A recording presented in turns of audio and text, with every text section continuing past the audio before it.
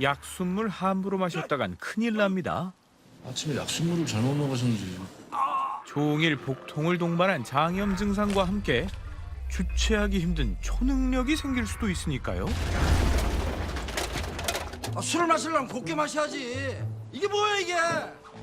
큰 힘에는 큰 책임이 따른다지만 야, 너 치킨집 그런 거 아빠가 다른 데다 차려줄게. 짭짤한 부수입도 따른다는 것을 깨달은 흔한 중년 아재. 지금 뭐 하시는 거예요? 본의 아니게 약자들의 영웅으로 등극. 로또인지 저주인지 살짝 아리송한 그 능력으로 말하자면 디렉터스 컷 오늘의 영화 염력입니다. 저도 껴주세요. 껴주세요. 애니메이션 연출 당시 연상호 감독은 주로 사회적인 이슈와 또 사실적인 이야기를 다뤄왔습니다. 반면에 실사 영화 감독으로서는 상상에서만 가능한 소재를 스크린에 담아왔는데요. 허나 좀비에 이어 초능력을 소재로 한 이 작품에서도 감독의 시선은 결국 평범한 소시민들과 사회적 약자, 그들의 눈높이에 맞춰져 있습니다.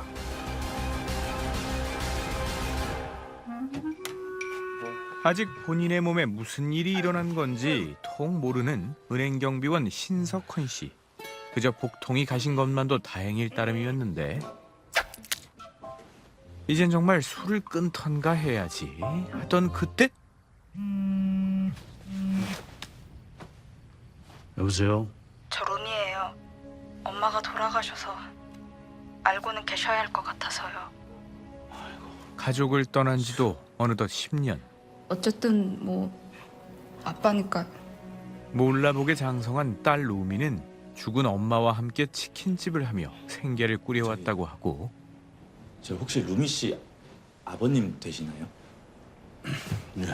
자신을 변호사라고 소개한 청년 정현을 통해 석현은 재개발로 인해 루미의 가게가 강제 철거 위기라는 사실을 알게 되죠. 아, 이 집 치킨 정말 맛있었는데. 아, 그거 저 방송에도 나오고요. 그런데 너 룸이랑 무슨 관계야? 관계요? 너 룸이 좋아하냐? 아니요? 룸이 책임질 거 아니면 변하는 애한테 헛바람 불어넣지 마. 앞으로 내 딸은 내가 책임진다. 아버지, 당신의 능력을 보여주세요. 누가 말했던가요? 손은 눈보다 빠르다고. 쫄지의 몸개그로 모양은 좀 빠졌어도 첫 술에 배부를 수는 없는 노릇.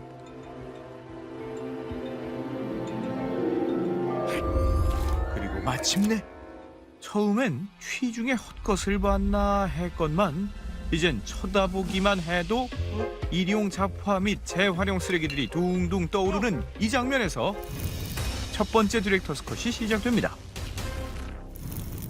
감독은 왜 평범한 중년 소시민을 초능력자의 주인공으로 삼았을까요? 석현의 능력이 각성된 이 장면에서 사물들은 마치 행성들이 태양을 공전하듯 그의 주위를 돌기 시작하니 말하자면 아무리 이름 없는 서민일지라도 그들 각자가 하나의 우주요, 그들 모두가 세상의 중심이라는 감독의 메시지가 이 장면에 비유적으로 녹아있는 거죠. 구슬이 서말이라도 꿰어야 보배라지만 나를 좀 보자고 하셨다고? 제가 좀 별난 재주가 있어서 경천동지할 능력을 상품화하기 위해 찾아간 곳이 기껏 밤무대.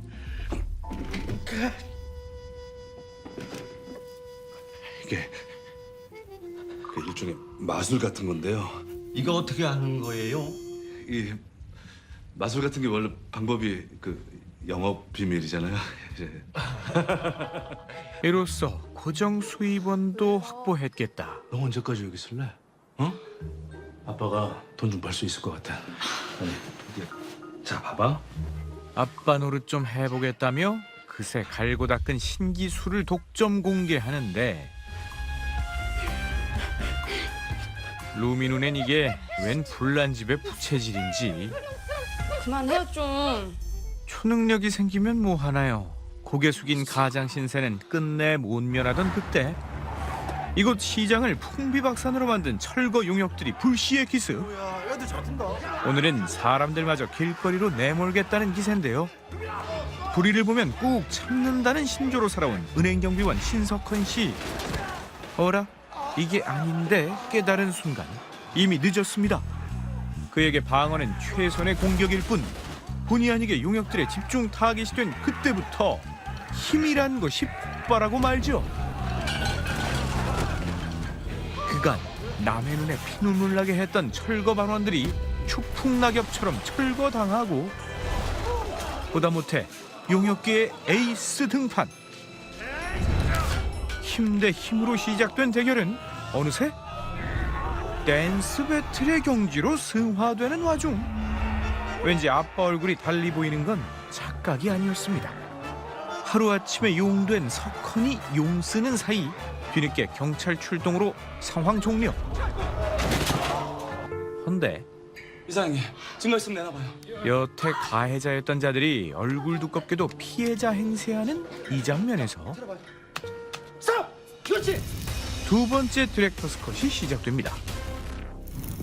자, 요 포인트 중요해.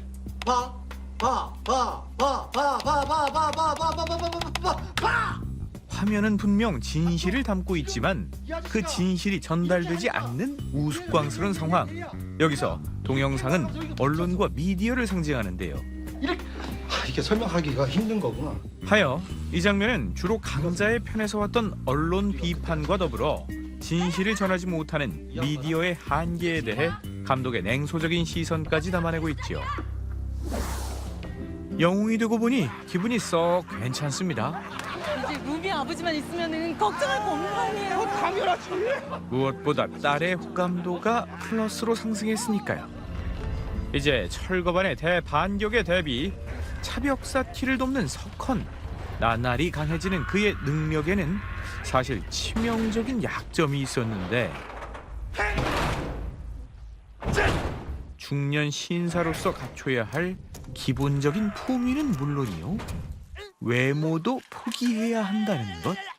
보는 사람이 민망해지면 민망해질수록 위력이 극대화되는 석헌의 초능력 앞에 더 이상 한계란 없었으니 모두가 승리를 예감하며 들뜬 그 시각, 마침내 최종 보스가 등장. 재개발 사업의 이권을 노리는 홍상무가 사태의 흑막이었죠. 민 대표님, 예. 저희 회사 입장에서 이 일이 얼마나 중요한 일인지 잘 아시잖아요. 이제 그녀가 직접 개입하기로 작정하고 저희들 경찰입니다. 예. 경찰이 왜? 지금 일하시던 직장에서 도난 신고가 들어왔어요. 네? 얼른 내려오세요. 뜬금없는 타이밍에 뜬금없는 혐의로 석헌을 체포하는 경찰. 아 이거 절차예요 절차. 네, 쫄지 마세요. 예, 잠깐이면 됩니다. 예. 이게 다 홍상무의 계략이었습니다. 잠시나마 그를 가둬놓은 틈을 타 강경진압에 돌입, 철거를 매듭지으려 했던 것. 허나 그녀도 석헌도 알지 못했습니다. 이것이 잠재된 그의 능력을 100% 각성시키는 계기가 될 줄은. 그리고 잠시 후 이 난리통에도 긴장감이라곤 1도 없이 뭐가 그리 재밌어 죽겠다는 홍상무. 하지만 사람 잘못 건드렸습니다. 자신만의 방식으로 삼전포고를 감행한 소시민의 분노. 이제 모든 능력을 가지고 태어난 자와 뒤늦게 능력을 얻은 자의 정면 대결이 시작되니 모두가 세상의 중심이라는 메시지와 진실을 전하지 못하는 미디어. 이것이 염력의 디렉터스 컷이었습니다.